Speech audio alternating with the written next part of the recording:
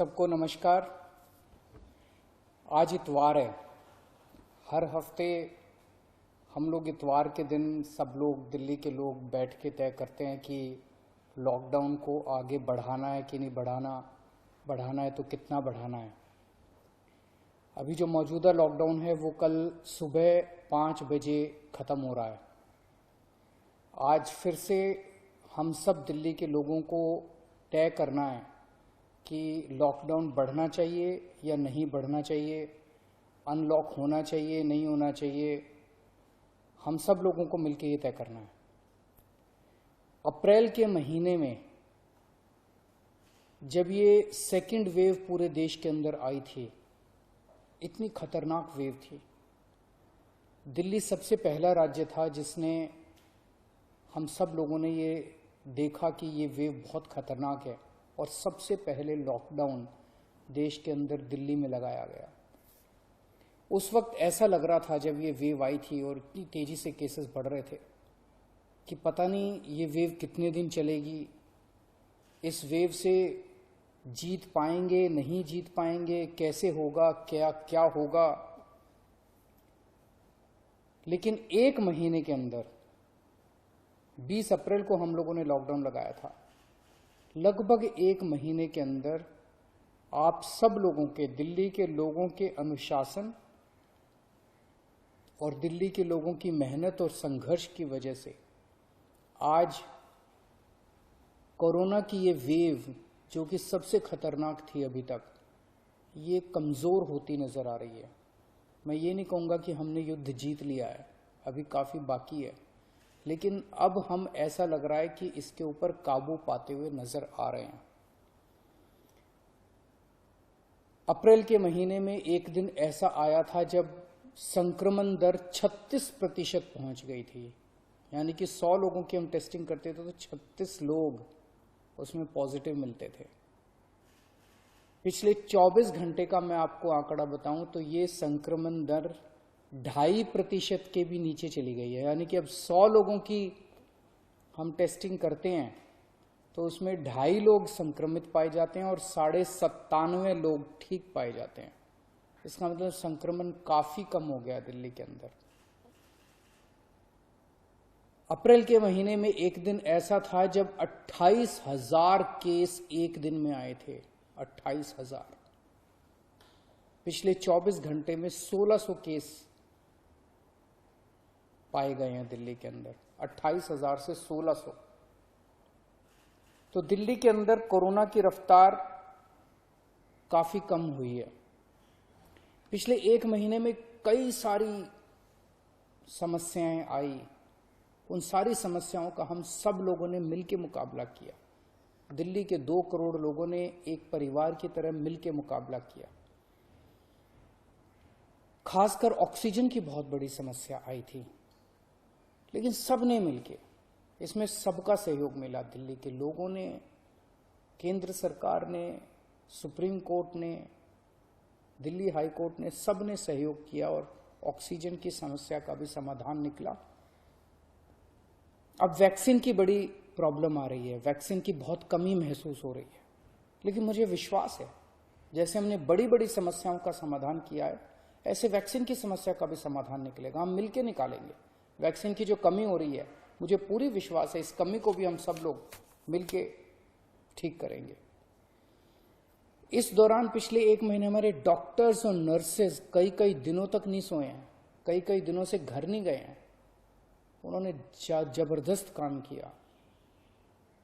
इनमें से कुछ डॉक्टर्स और नर्सेज शहीद भी हो गए। उनकी शहादत को मैं पूरे दिल्ली के सभी लोगों की तरफ से सलाम करता हूं। हम कर्जदार हैं उनके, उनका कर्ज हम नहीं चुकता कर सकते, लेकिन फिर भी दिल्ली सरकार उनके परिवार को मदद करने के लिए 1-1 करोड़ रुपए की राशि देती है।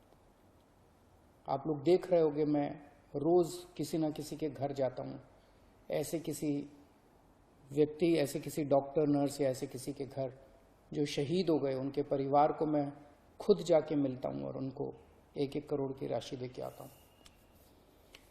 तो युद्ध अभी बाकी है, अभी पूरा नहीं हुआ है। और अभी भी 1000 से ज्यादा केस आ रहे हैं।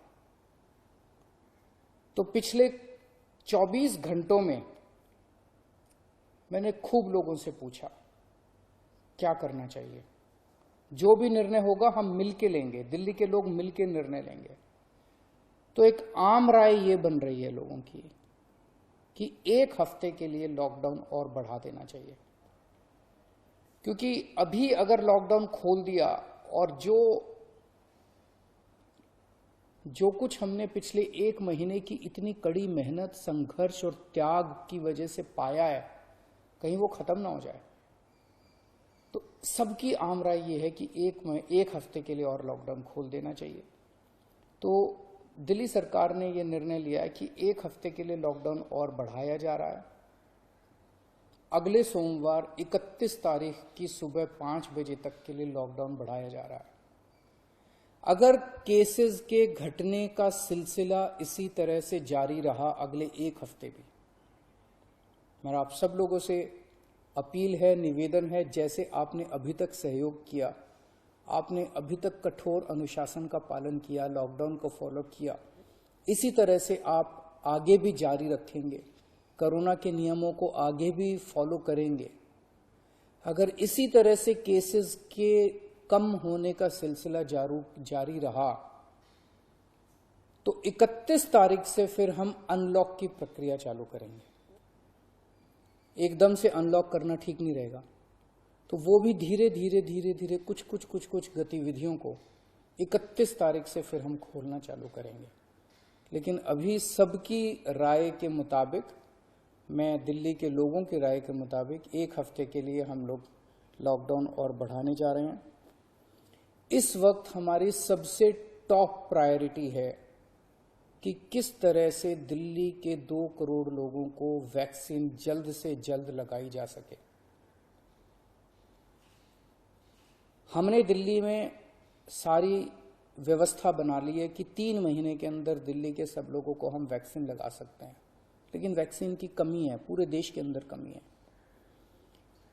कहा जा रहा है कि तीसरी वेव आएगी। हमें तीसरी वेव का पूरी शिद्दत के साथ तैयारी करनी है। तो हमारी पहली प्राथमिकता तो ये है कि वैक्सीन लग जाए। अगर वैक्सीन लग गई तो शायद तीसरी वेव ना आए। अगर वैक्सीन सबको लग गई तो शायद तीसरी वेव से हम लोग बच सकें।